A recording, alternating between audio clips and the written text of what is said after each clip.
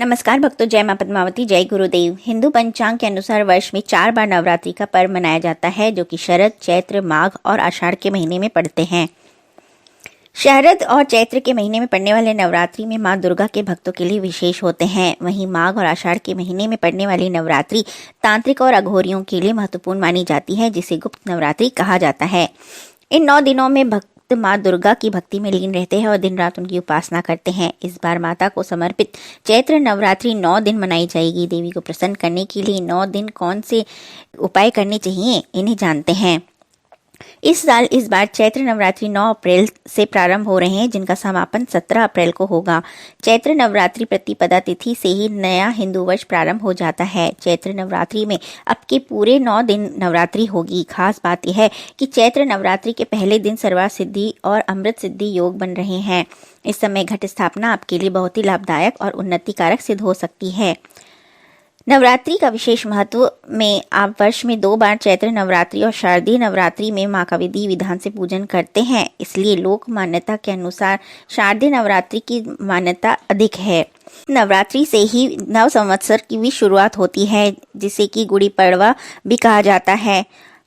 नवरात्रि में घट स्थापना के लिए सबसे शुभ मुहूर्त दिन के पहले 1/3 समय है, जिसमें प्रतिपदा तिथि मान्य हो। इसके लिए अभिजीत मुहूर्त में भी कलश स्थापना शुभदायी है। इसके लिए सुबह 6:02 से 10:16 का मुहूर्त अच्छा रहेगा। साथ ही अभिजीत मुहूर्त 11:57 से 12:48 तक दोपहर का रहेगा। घट स्थापना नवरात्रि के लिए बहुत ही महत्वपूर्ण होता है, क्योंकि घट स्थापना ही देवी शक्ति का आह्वान किया जाता है। इसे गलत समय पर कर देने से देवी शक्ति का प्रकोप भी हो सकता है।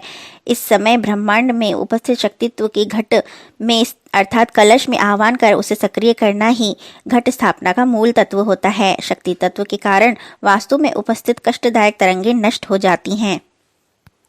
नवरात्रि के पहले दिन मां दुर्गा के पहले स्वरूप मां शैलपुत्री की पूजा होती है, जो कि चंद्रमा का प्रतीक है।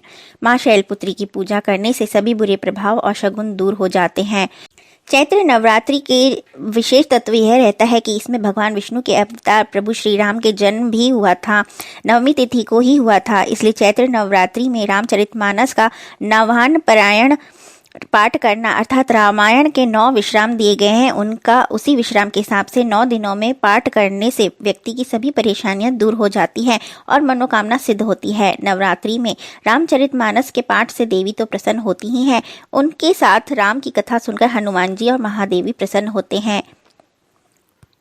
जो कि मंगलवार से यह नवरात्रि शुरू हो रहे हैं, अतः नवरात्रि में ऊर्जावान रहने, घर का वातावरण शुद्ध रखें, सकारात्मक ऊर्जा के संचार के लिए वातावरण भक्तिमय करके रखें। इसके लिए अन्य पूजा पाठ के साथ ही रामचरितमानस का पाठ करते रहें। पाठ की शुरुआत से पहले घी का दीपक जरूर जलाएं और इस बात का ध्यान रखें कि जब तक पाठ पूरा ना हो तब तक दीपक मंगल ना होने पाए। अब भगवान श्री राम का ध्यान करके उन्हें अपने अभीष्ट को पूरा करने के लिए प्रार्थना करें। प्रभु श्री राम से निवेदन करें कि आपका कार्य जरूर पूर्ण करें। साथ ही हनुमान जी से प्रार्थना करें कि वे उस कार्य को करने के लिए तत्पर हो जाएं। उनके लिए कोई भी कार्य कठिन नहीं है। यदि आप 9 दिन के पाठ में किसी संकट से मुक्ति पाना चाहते हैं, तो दीन दयाल बिरदि संभारी हरहु नाथ मम संकट भारी संपुट का प्रयोग प्रत्येक दोहे के प्रारंभ और अंत में करें। तथा यदि कोई मनोकामना पूर्ति करना चाहते हैं तो जे सकाम नर सुनहि जे गावहि सुख संपत्ति नाना विधि पावहि, इस संपुट का इस्तेमाल करें। पाठ पूर्ण होने के बाद छोटा सा हवन करें और यदि किसी कारणों से संभव न हो तो घर के पास ही किसी हनुमान मंदिर में जाकर भोग प्रसाद चढ़ाकर लोगों में वितरित कर दें और स्वयं भी ग्रहण करें।